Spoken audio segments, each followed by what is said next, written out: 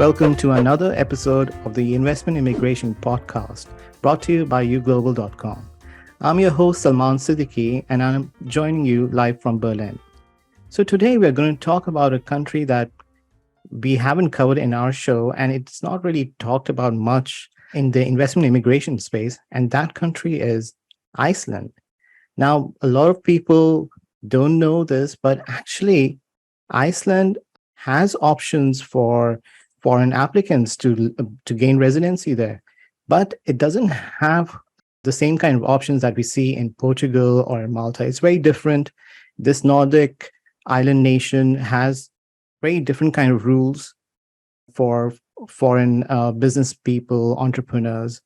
And there are certain different routes that you can come to the country that we are going to explore. And we are also going to dispel the many myths that are on the internet about some supposed routes that actually don't exist.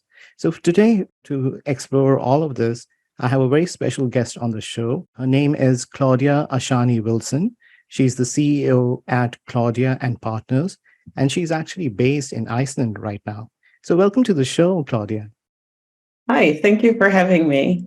Please share with our listeners who don't know much about Iceland, firstly, and please give them an overview of the residency options available there, and specifically for foreign investors, for business people, and entrepreneurs in Iceland. Mm-hmm. So in Iceland, you could classify it as four main categories of work and residence permit. The first one is based on work requiring qualified or expert knowledge, so-called skilled workers residence permit option. Then we have an option which is for shortage of labor. And then we also have work permits for athletes. And we have another work permit category, which is based on a collaboration or service contract. So are you saying then that somebody who's like a foreign investor or a business person, they can't directly come to the country by just saying that I can invest, or there's a special investor category visa for them? Right. So while we do not have a special investor or business person and entrepreneur category in Iceland for residence permit option or work permit, but our immigration law does provide ways in which foreign investors or entrepreneurs could become a resident of Iceland based on their economic activities and investments. So over the years, I've assisted many such individuals to immigrate to Iceland. Because we do not have this category of residence permit, then there is, for example, we do not have so-called investment thresholds and so on, but other considerations have to be in place. So the category of residence permit, which is best suited for such individuals, would be the skilled workers permit category. And how that works is you could either invest in a business here in Iceland and work for that business. So one of the requirements, which I find, is most often the most difficult for individuals, for investors, is that they would have to work for that business here in Iceland. And also the residency requirement, because it's a temporary residence permit, which is granted for 12 months or up to 2 years at a time. You cannot reside outside of Iceland longer than 90 days over a 12-month period. So that can be a challenge for persons who need to be in and out of Iceland on a frequent basis. And as an employee, for whether your own startup or you've invested in a third-party company, working for that company means that you have to earn a salary, and that salary has to be in parity with someone working in similar position here in Iceland, and also in line with the relevant collective agreement, which is negotiated by also the relevant trade unions for that sector. I see. Okay. And what about in terms of language? Do they have to meet certain language requirements for this skilled workers visa residence permit? Right. So very good question. Not at this stage. So, and it's something that I can't think of many of my clients who've used this option that they actually opt to leave Iceland at the end of it. So after 4 years of being on a temporary residence permit in Iceland, you are then entitled to what is called a permanent residence permit in Iceland. And that has a requirement of having completed at least 150 hours of Icelandic studies or courses in Icelandic. If you want to then advance to becoming eligible for citizenship in Iceland, then that's another 3 years added. So 7 years in total to become a citizen in Iceland. And you are then required to have passed the Icelandic citizenship test. Understood. So then that's quite a long, actually, a process to even get the permanent residency. You're saying for 4 years, one will have to stay as a temporary resident. Precisely. So during that 4-year period of being a temporary resident, how does that work actually? Is it like automatic renewal, or would that depend on your investment in a business? It should be staying there, or you should have a job. How does that work? Right. Very good question as well. So in order to qualify for renewal of the permit, you will have to continue to fulfill the conditions of the initial permit. So, for example, that you continue to have a job, you are earning a salary.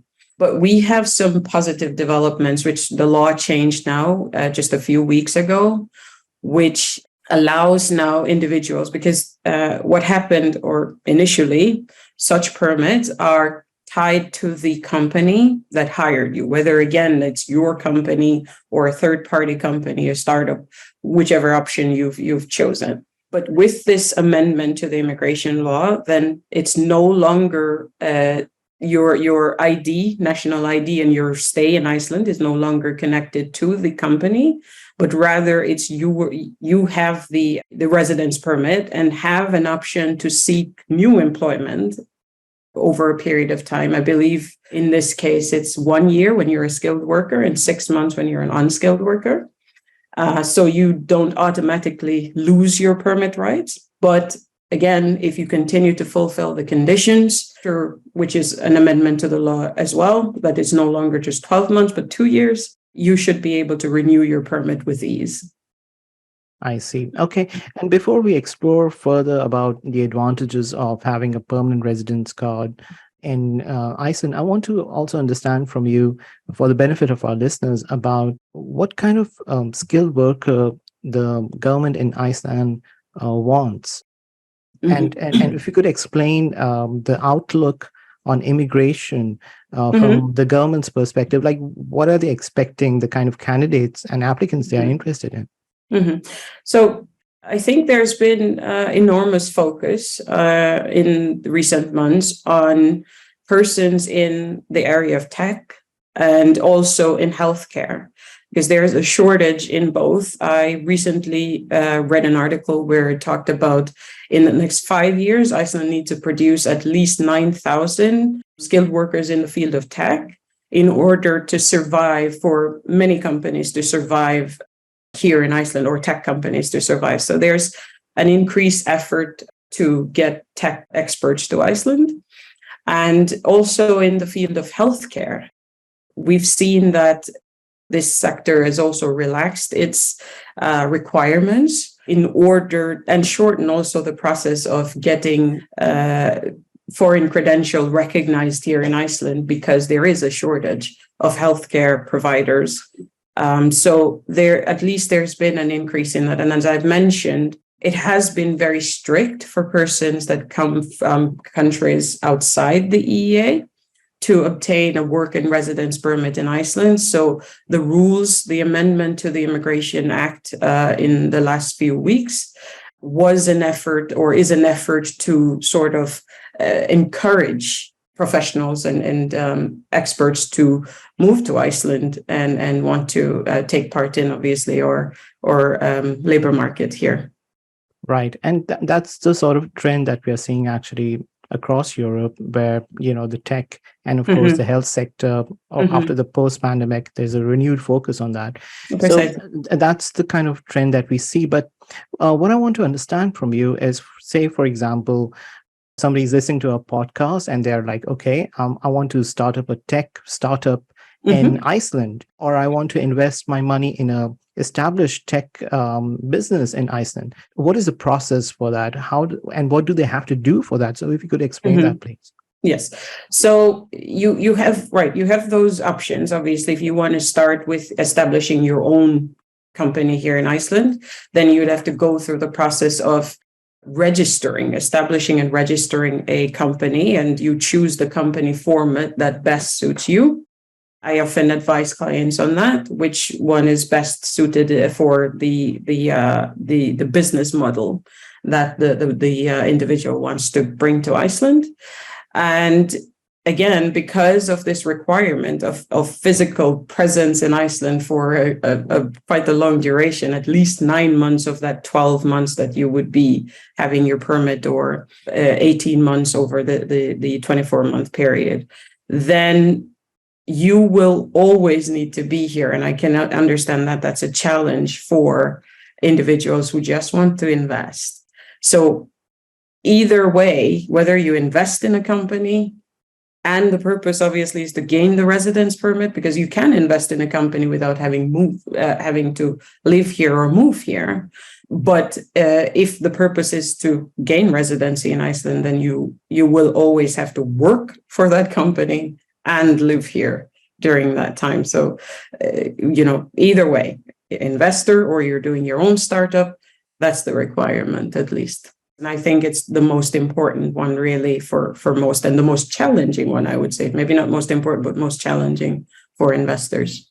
Right. And this is what I want to understand. So first, they'll apply for the skilled worker visa. They'll then come to the country, and then they register their company. That's how it's going to happen. No. So it's the other way around, because the business your employer has to exist before the employee.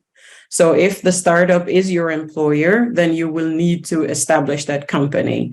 And as it stands, Icelandic rules allow for non-Icelandic citizens to establish companies in Iceland, provided that a board member is at least with legal domicile in Iceland. So that Icelandic connection has to be there in order to establish an Icelandic company. And that poses a challenge sometimes for clients who do not have that connection with Iceland to start the company. And when you do register a company, then you're issued with what is considered a temporary system ID number, because in Iceland, I think I know the president's ID number, and everybody knows everybody's ID number. It's sort of like the social security number in the US, but it's just public information. And you will get one of those, but it doesn't guarantee you any social rights, because it's a system ID or a temporary ID for the purpose of establishing the business.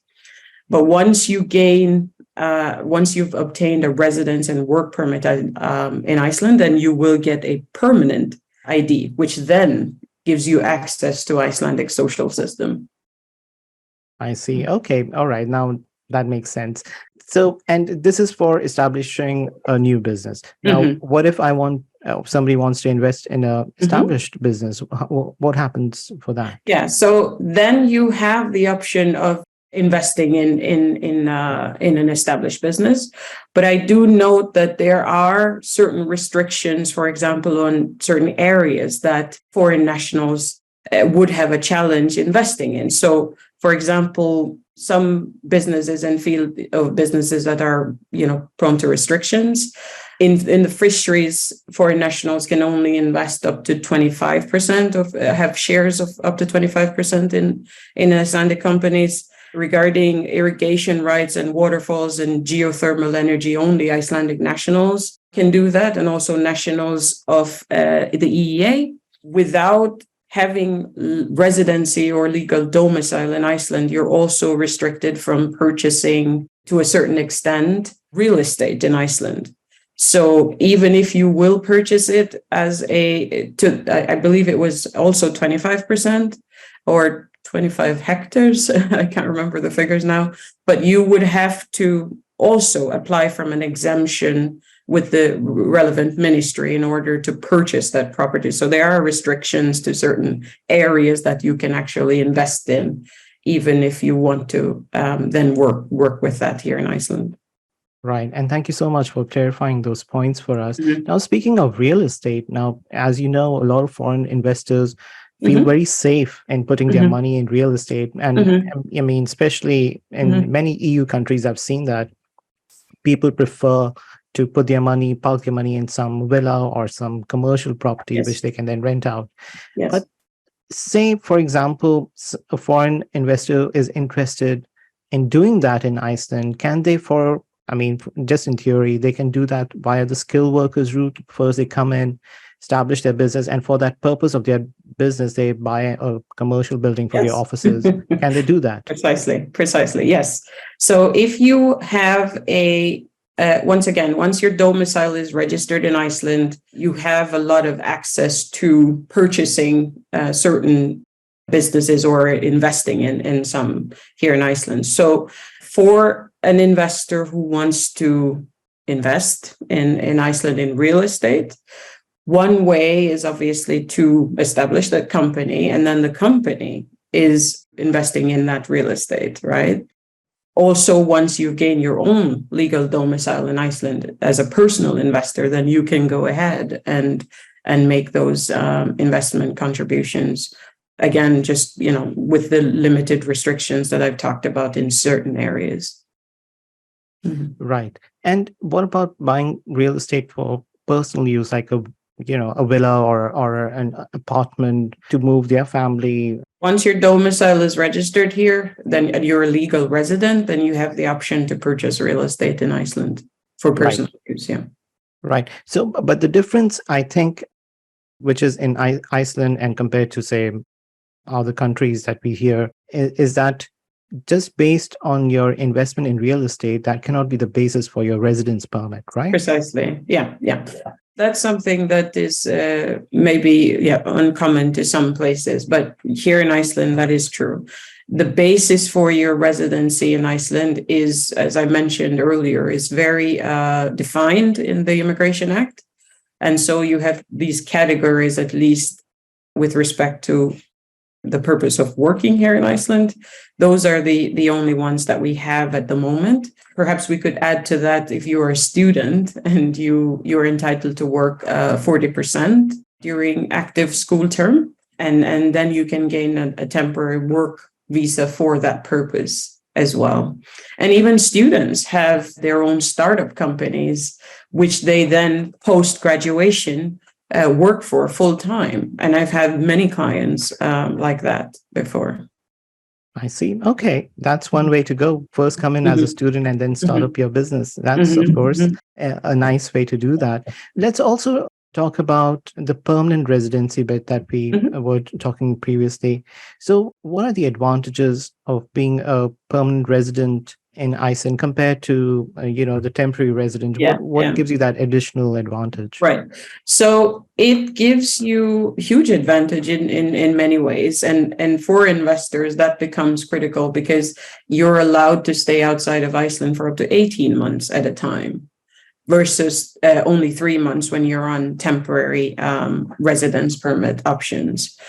Then it's also something that obviously brings you closer to getting citizenship, which provides you with all the flexibility that you need to do that. More access to the Icelandic social system than you would have as a temporary resident. I see. Okay. And also, if you could share some trends with us, like what kind of foreign applicants, those who, want to establish a business or make some investments, what kind of trends have you observed over the years? Are they coming with their families? Are they, single investors who just want to start up some business and maybe then operate globally from there? And if you could share some stories of your clients, that would be great. Yeah. So there are a lot of investors that do that. I've had many cases of persons coming with their family. And as I've said, at least the trend is that people stay and continue to invest in Iceland because it is a great place to live and to raise your family. It's safe, and the opportunities are, in my opinion, at least endless as to what you can do here. So there have been, being able to introduce your own culture to the Icelandic, and that's quite encouraged because I know of companies that have done that. I can't speak about my clients, but I can speak about obviously things that you see in the media. You have companies that are, let's say, bringing spices to Iceland. There's a spice company here, ones that are bringing even Syrian kebab, the Italian gelato. So and then you have companies that are into real estate and software engineering companies and which continues to connect, obviously, these specialists that are required to come to Iceland and work here. So there are quite a few tech companies that are owned by persons who have migrated to Iceland. Right. And I also want to understand from you, what have you observed in recent years? Are they coming from a particular country, or has that pattern changed? For example, I heard in different parts that people from China used to come a lot in the Caribbean, but like in the past year or two, that has gone down. And of course, I'm also interested to know, are Americans coming to Iceland to live there for the long term? Yeah, there's a huge interest from Americans who move to Iceland for the purpose of establishing their own startup or invest in Icelandic companies. Yeah, I can't say because, again, I represent just a large group of people from all over the world, really. It is oftentimes persons that are, I think the Americas and Asia obviously is huge in persons moving to Iceland. At least based on my work, I've seen that quite a bit, investing in startups here or in existing companies. And do they get any benefits? For example, somebody who comes from the US, what main advantages do they see in Iceland in terms of, do they get any tax benefits for their business? Is it because they want to gain access to the EEA through Iceland? What is the thinking behind it usually? Or is it because of some domestic politics situation that they just want to move away from the, that sort of thing? I think it varies, at least because, I listen to my clients for their reason wanting to move to Iceland. And quite so often it comes up about being safe, feeling safe, and also that Iceland is open to new ideas and want to promote that. So I think, at least for the people that I've represented a lot, it's obviously just expanding their business, but a lot of them talk about wanting to feel safe, and Iceland is a great place for that. Yeah, and also just wanting to share knowledge and culture and experience with a growing, developing country. Right. And I also want to understand from you, how challenging is it for you as a professional to sell Iceland as a destination to your clients, given that, in terms of the weather, it can be challenging for some people. So how do you convince them that, no, the options here are actually worth it? I think I've been quite fortunate in that way that they somehow find me and they've already made up their mind. So I think for most people who seek out an immigration lawyer in Iceland, it's because they've already decided that they've done their homework most of the time. And people are, and I forgot to mention, a huge part of it is about the Icelandic nature. You'd be surprised as to how many people that's been a very motivating factor about moving to Iceland. And right now we're having a lot of small earthquakes because we're expecting a volcano in the next few days. I've been watching the news, and it's amazing how excited people are about that. So Icelandic nature, as wild as it is, it seems to be a pull factor too for people wanting to move here. Wow. Okay. People want to see volcanic eruptions. I didn't know that was a pull. You learn something new every day. I can't say that I'm as excited. I'm a little scared, but everybody's excited. So Claudia, thank you so much for talking to us in our episode. We are coming to the end, but before we go, I'll give you an opportunity to share your thoughts on why foreign applicants who want to establish businesses, who want to invest their money, should consider Iceland. You can make your pitch for 30 seconds. Yeah, making my pitch. You put me on the spot now, but no, I think it's like I said. I mean, myself, I'm an immigrant, and I've been fortunate enough to have the opportunities that I've had here in Iceland, and it's because of the openness of the Icelandic people, and also, just being open to new ideas, and also being welcoming to people who want to come and work and invest in the society. Just, our recent amendments to the Immigration Act is a testament to that Iceland is encouraging and wants people with, skilled workers and investors to move here if they so choose or desire. And it's a great place to live. It's, great to raise a family. Okay. Thank you so much, Claudia, for sharing your new details about the advantages of moving to Iceland and letting us also know about the attraction of a volcanic eruption. So I'm really glad to talk to you. You should come and see it yourself. Yes, I will someday. And in the end, I just want to shout out to our listeners that please stay tuned to our show. Please give us also some feedback about what are the countries' programs that you would like to know more about. And we'll be bringing you more episodes and more guests from around the world. Thank you. Thank you. Have a good day.